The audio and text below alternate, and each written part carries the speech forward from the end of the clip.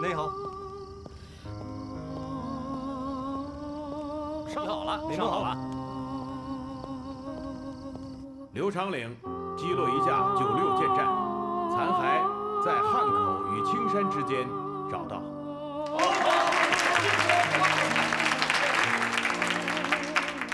赵茂生击落一架敌机，残骸在东湖附近证实。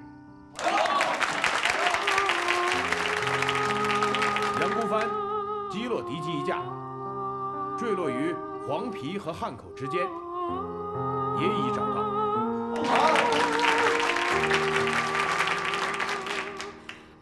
柳明生击落一架敌机，坠落于汉口西北5公里处，可惜他自己就看不到了。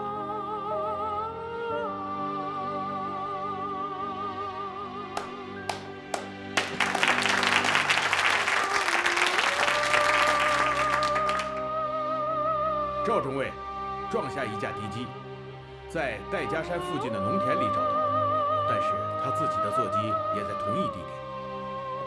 搜索队长告诉我，牙膏老弟仪容完整，神态非常安详。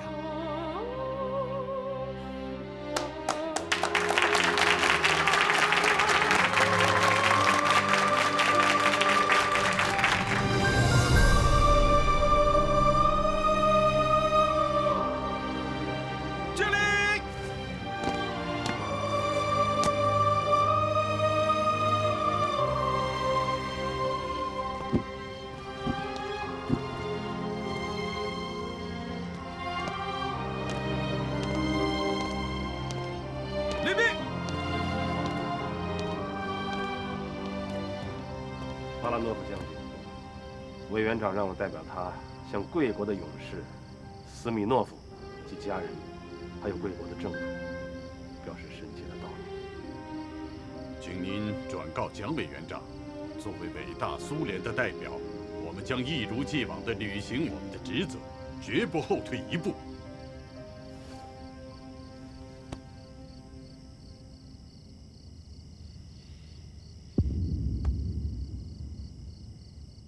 公祭大会定在明天下午吧？是的，会后将有2万市民上街游行，庆祝空劫，同时也哀悼国殇。如此说来，委座的挽联就得细细斟酌。委员会的文胆们已经替先生拟出了草稿，夫人要不要先看一看？不看，用不着他们捉刀。死去的小伙子们，我都熟悉，至少见过面，音容笑貌，历历如在眼前。共产党周恩来也送来一副挽联。周公的文字还是可看的，都怎么写的？为5000年，祖国英勇牺牲，功名不朽。有4兆同胞艰辛奋斗，胜利可期。对仗公正，利益朴实。先生的挽联可以放开一点。哎，你看这条怎么样？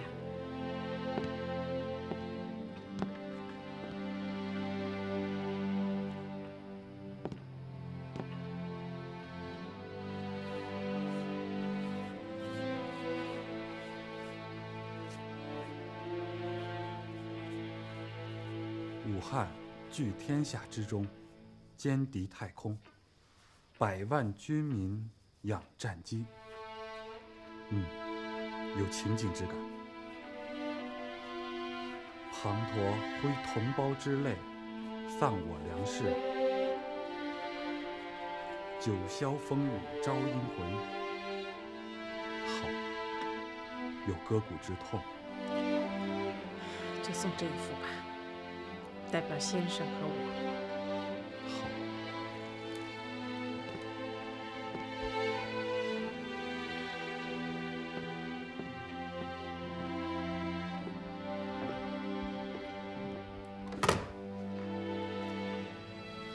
请过接周主任。周主任吗？我想了一下，明天的公祭大会要突出我5位空军烈士，空军要派出5架战机，机翼上一律系黑纱，在会场的上空准时飞过，在城市上空盘旋5圈，以代表5位空军烈士的遗愿和英魂，长空永驻。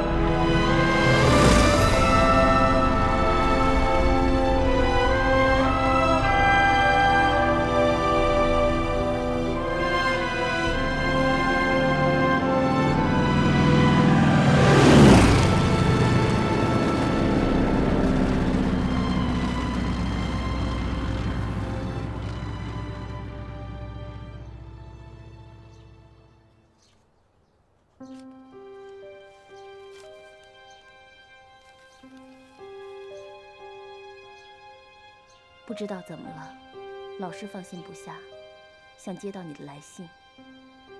我的内心此刻莫名高兴了起来，自然地发出很小的声音叫了一声，因为想到你一定会给我来信。你踏上远征的旅途，能够平安到达，我是非常安心的。上一周安平道的乡间生活，我虽然高兴地过着，可依然没有多大的意思。有时候我甚至想不做飞行师的妻子才好，做了飞行师的妻子，总过着孤寂的日子。所以我时而快乐，时而悲伤，我内心深处尽是在悲泣着。如果说女人是可怜虫，我正是这么想的。有时候一想到那些无辜的牺牲不再回到这个世界上来，而你还健在，我就安慰自己。可是过了3、4天，依然心灰意冷。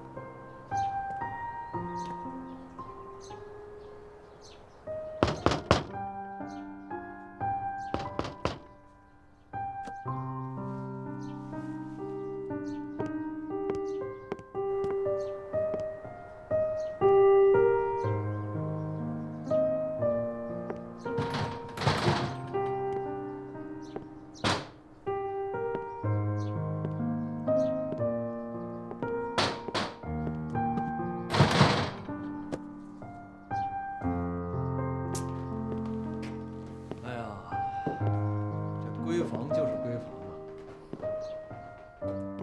你怎么来了？哎，我怎么听说你们情报处落下一颗大炸弹？我来慰问慰问。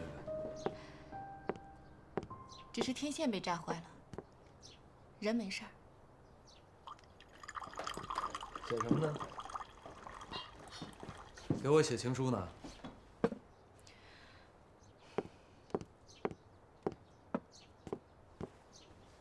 哎，这怎么有一个日本女人的照片啊？是赵政委撞下的那名日军飞行员的妻子。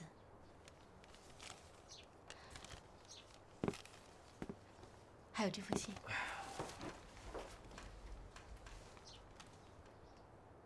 这个女人叫梅惠子。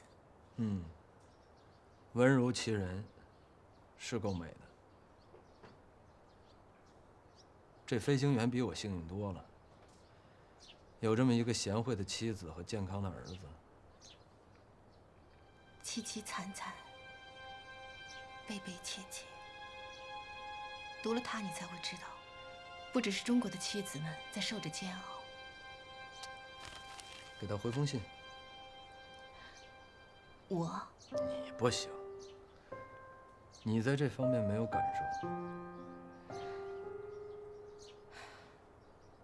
你怎么就知道我没有感受？你有吗？你为谁难过？为我吗？不告诉你。不告诉我，是不能告诉我吗？不能告诉你。那就找一个能告诉别人的人回信。你们情报处不是有一项任务叫攻心吗？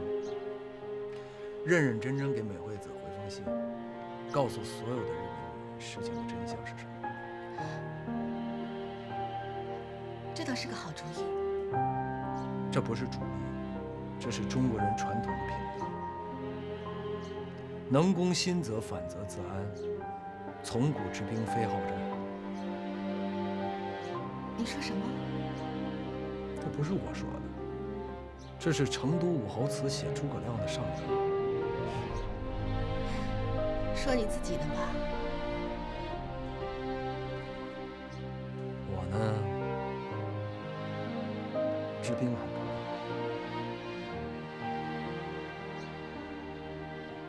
攻心我不行。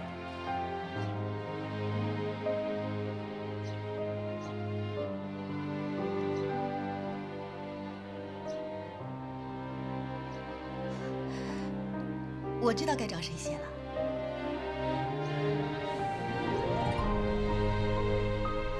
我跟武汉民生报联系了，他们已经腾出了版面，来登载你们的回信。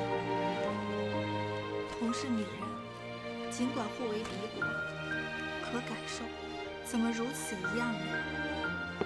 所以俊芬，这信得你写，你文化高，把咱们姐妹们的感受全都写出来。是啊，对呀，是啊，咱们不能把悲痛只藏在自家心里，得说出去，对敌国的妇女说出去，对不对啊？对，说出去。对，是啊。最好以个人的名义，不要用集体的名义，这样更人性。只谈个人的感受。对，就是，这毕竟不是讨伐书。俊芬，你就写自己的感受吧。我试试吧。高桥夫人，美惠子，当你接到这突如其来的信，看到陌生异国名字时，你将感到不安吧？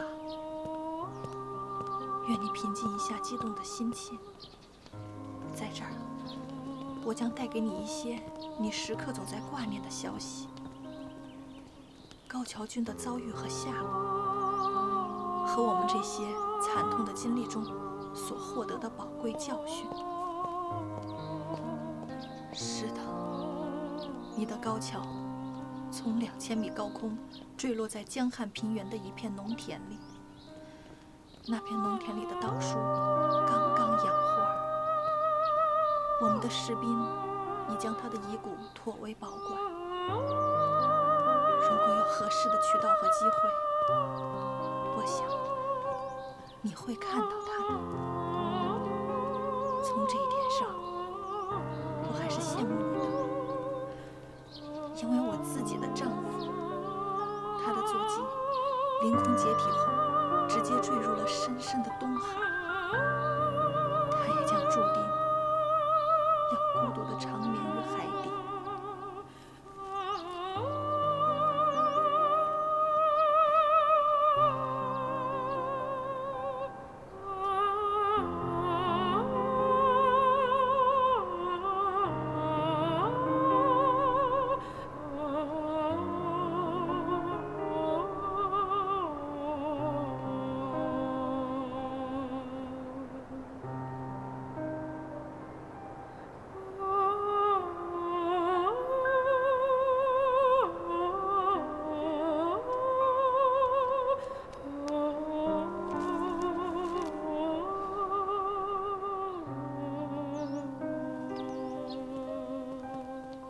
郑太太，你这文章写得真好。不过是我的感受。哎，这就更加坚定了我们参加空军的决心了。其实我们都是这么想的。希望你心想事成。谢谢。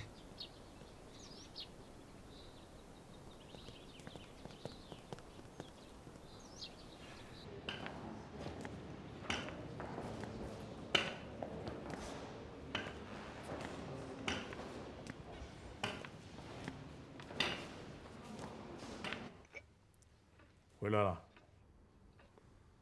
任务不会取消吧？你怎么会这么说话呢？我从机场过来，整个市区我没有看到一张笑脸。这空战把老百姓都吓坏了。不对啊！你看看，这是这几天的报纸，包括共产党的《新华日报》。现在我们的空军可变成了他们的热门话题，与民沸腾，举国昂扬。我喜欢少说多做，不喜欢这些虚头巴脑的东西。你这个一条腿的家伙，怎么比我们两条腿的还要厉害？副司令，3架马丁轰炸机全部就绪，等待起飞命令。打击日本国土的目标，已经在尾座那儿挂了号。4项已成为我们空军天字第1号工程，你知道吗？真的。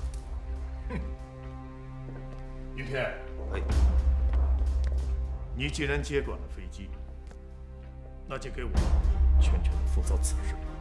空军能否实现远征日本本土的目标，那就看你的。是。坐下。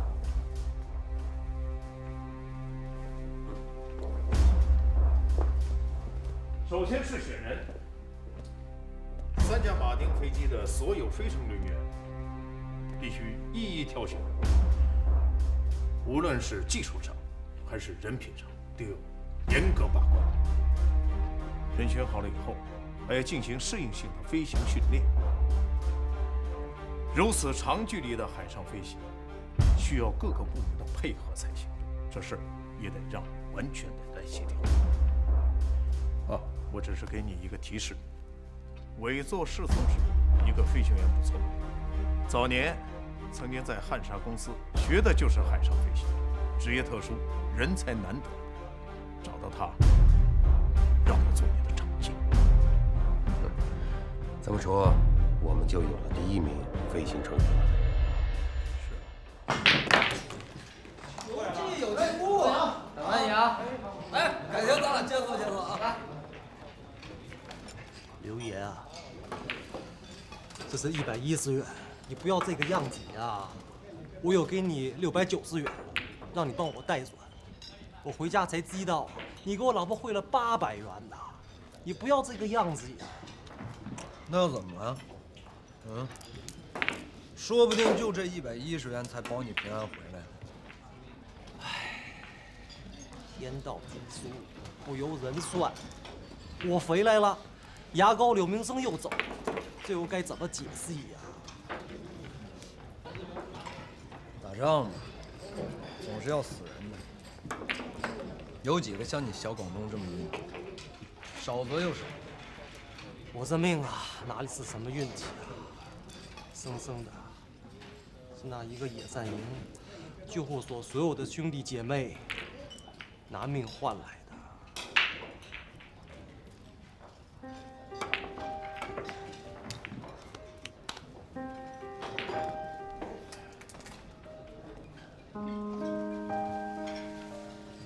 兄弟啊，没什么好难过的。打仗就是全民族用自己的生命来换取国家的安危。你必须这样打，要不然你永远抬不起头。跟我刘爷学一下啊，一定有自信。只要我们上了天空，甭管你他妈是哪路菜鸟，必须把你灭。刘爷的话好提神呢。这样没错，就得快快乐乐的，打仗就得有这股子劲儿。懂吗？系啦系啦。来，这个啊，你收下。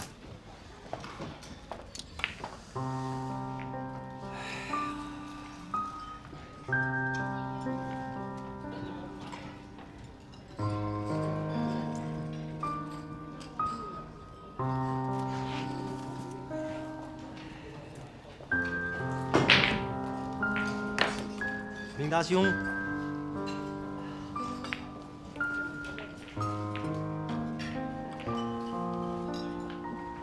怕死我了！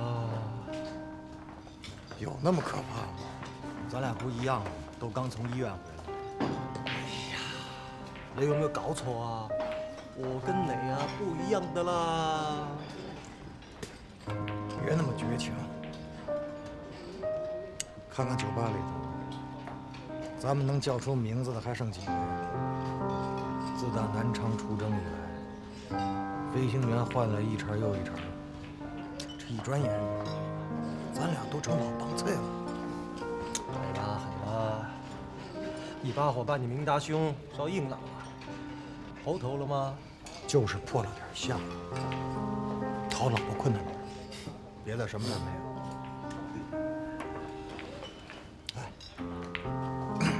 知道在医院里头，那帮小护士都管我叫什么吗？久闻龙使劲。风流既然呐，做鬼都有靓女中意的啦。你多好啊，有刘烨呵护着。这刚一回来，就进了战秦名字，咱到现在还是没娘的孩子。别着急啦。只要有一颗抗疫之心，不要担心找不到事情做啊！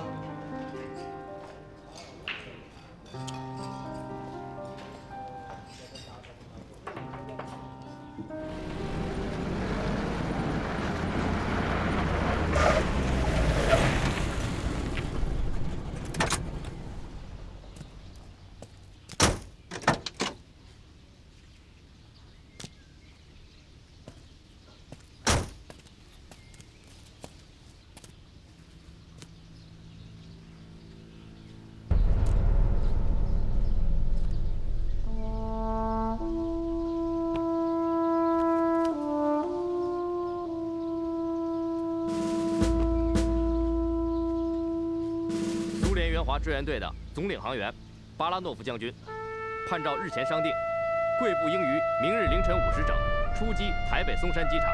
此令中央军事委员会委员长蒋中正。请。哈哈哈，巴拉诺夫，等一下，我的一员老部下非要到你的作战室来亲自看看你是如何指挥这次跨海远征打击的。来。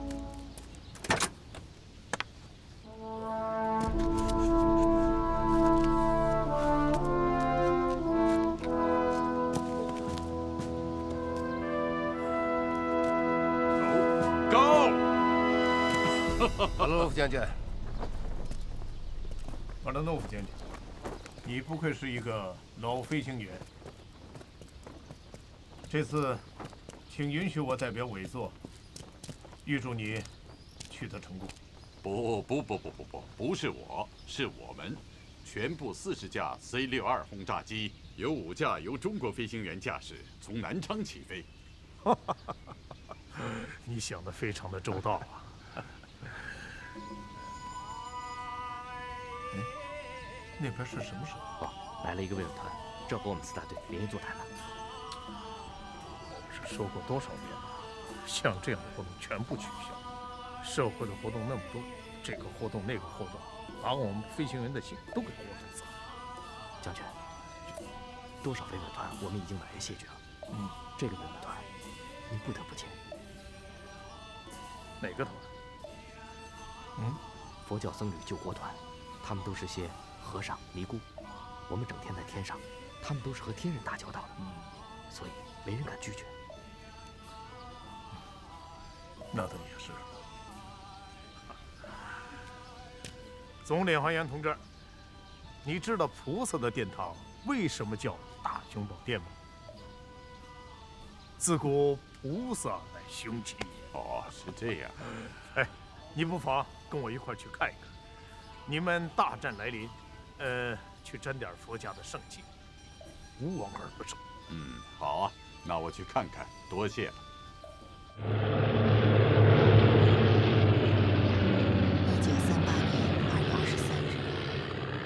援华苏军40架轰炸机跨越海洋，对日军侵华重要空军基地台北松山实施战略轰炸，成功摧毁了日本海军大批刚由意大利进口、正在组装的新型战略轰炸机。此举轰动了世界。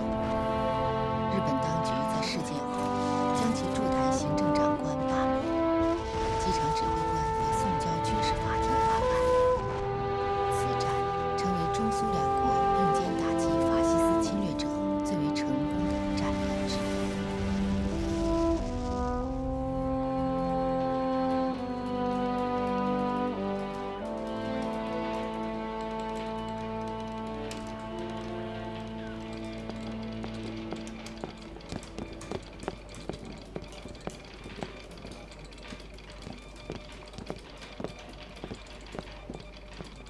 大总，我遗憾地通知你，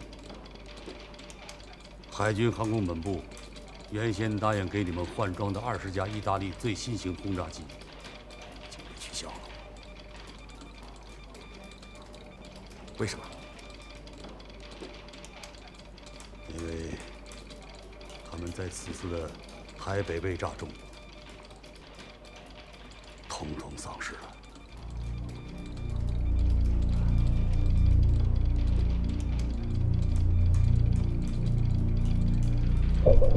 如此熟练的空中远程轰炸，一定是苏俄人所为。直打空军绝无这种能力。是的，问题的复杂性也就在这里。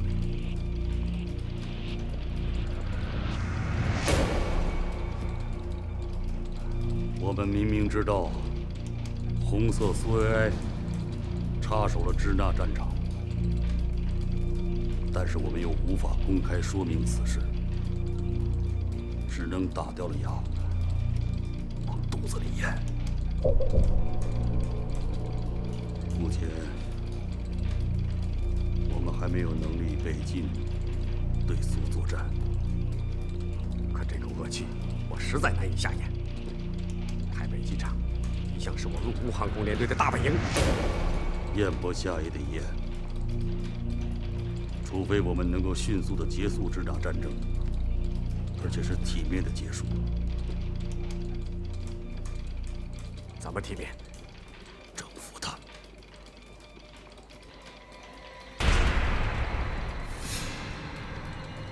由我们大日本帝国来支配这个国家。参谋长，说说容易，实现它太难了。是啊，吃鲤鱼要知道这条鲤鱼是从哪个河里捕捞上来的，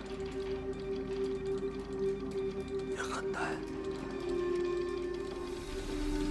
其实，打仗的过程，也就是一个不断克服困难的过程。武汉空战告诉我们，在苏制飞机面前，我们的96舰战已经没有太大的优势了。这就影响到对这座城市的饱和轰炸。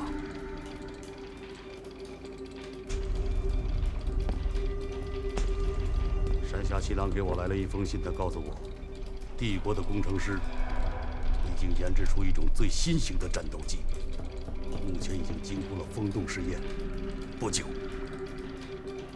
第一架样机就会出炉。让我们再耐心一点，静候佳音。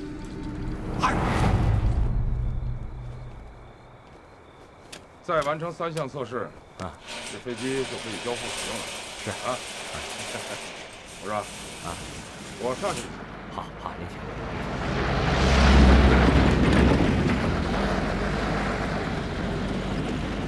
我进座舱。好的。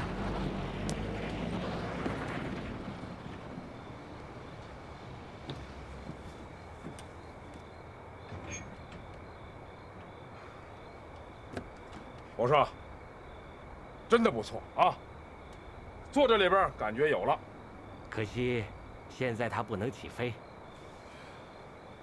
这就跟姑娘一样的，没得手之前更撩人。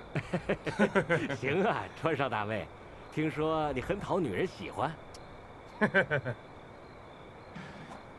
我说，咱可说好了啊，处女行归我了。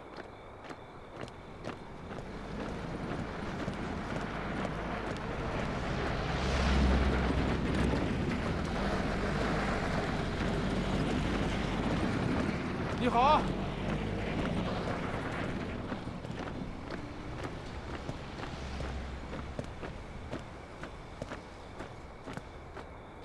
您还记仇呢啊？我不和那些无情无义的人说话。唉，还真记仇了。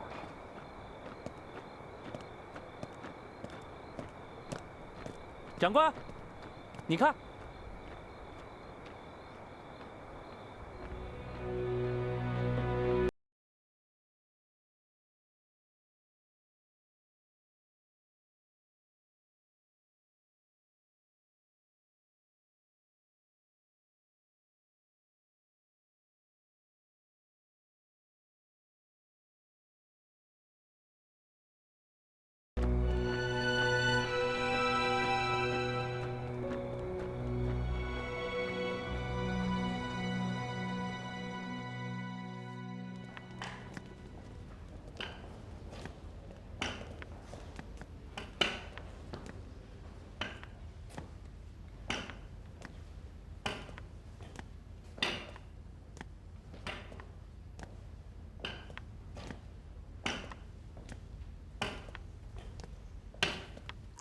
这苏俄人在组织和指挥上面的确有一套啊，非常专业。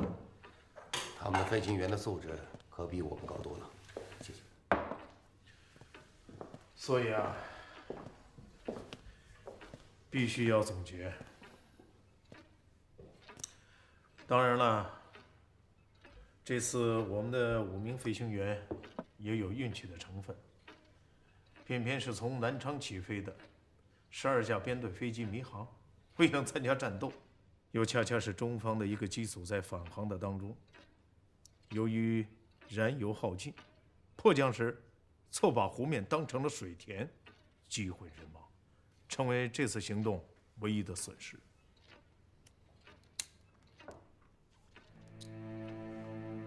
云天啊，我真是替你们悬着心呐。远征日本本土，对于我们来说不是一件容易的事情。我本想通过这次剧组找到点咱们中国人的自信，结果非常遗憾，拿到的却是5份白卷。不能这么说，还是有收获的。比如，如何选择天气，如何利用地面电台定向长波导航，如何利用航图来辨别方位。还有学会搜集沿海各国的英文广播。我的体会是啊，这是个非常复杂的系统工程，这可比我们的飞行要细腻多了。但是，往往胜败就取决于细节。哎呀，能有体会就好。不过你放心，我盯着巴拉洛夫呢。别看他平时啊，他咋咋呼呼的。可是做起计划来鬼着呢。你看啊，从武汉起飞的28架飞机，为什么能准确无误？这跟他的老道有直接的关系。首先，他取了一条最短的航线，节省了燃油。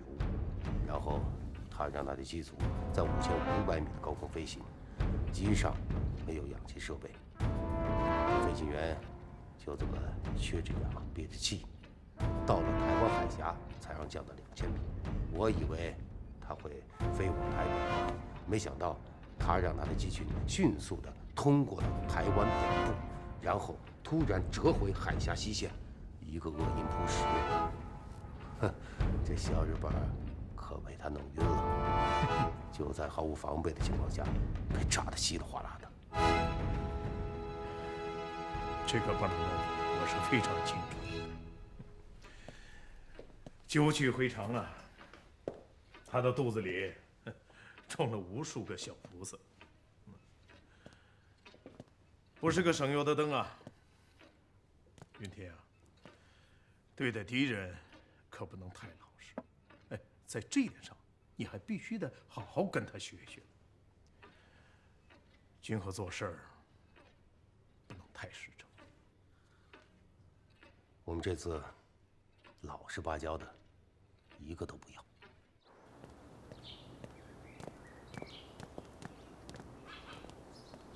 是杨明达中尉，是我。我接到通知，让我过来面试他。请进吧。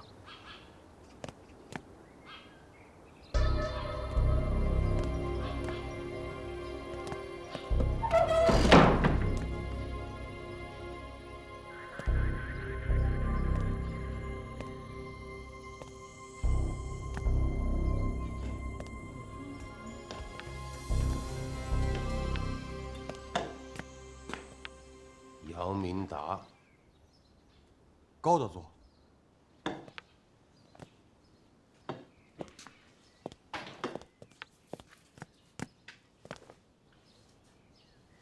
听说你改名叫九纹龙史进了？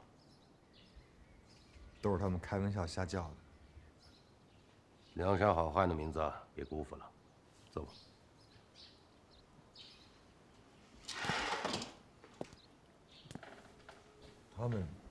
他们说叫我来面试。我找你来，有些问题想问你。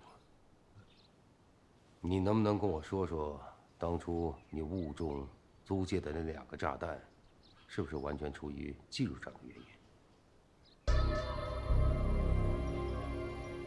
高大佐，我不明白您为什么在这里。你用不着紧张，我这不是军法处，没有追究你的意思。我一直有个疑问，一直想问问你。你说你的座机由浦东向外滩俯冲，错过了江面上的敌舰呢？我相信。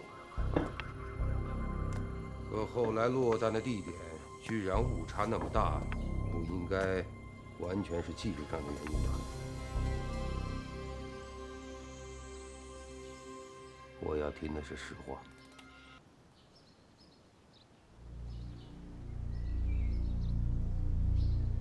那是我第一次作战，非常紧张，错过了江面的敌舰，飞到外滩上去。按理说，我应该改变我的轰炸航路，但我突然产生了一个念头，我想，租界也他娘的是帝国主义的玩意，我得教训教训这帮帝国主义的列强们。当时头脑一热，我就把炸弹扔下去了。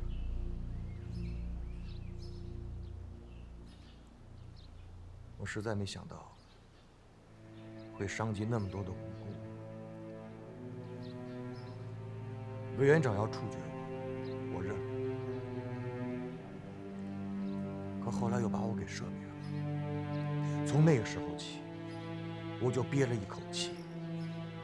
我一定要用战斗来弥补我的罪。这听起来是实话。你知道陈纳德帮你把这些账都算在了意大利人头上。上校是个好人，他怕伪作真把我给毙了。如果换了我就毙了你。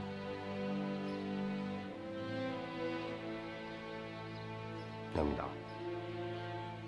我现在有一个能让你戴罪立功的机会，你干吗？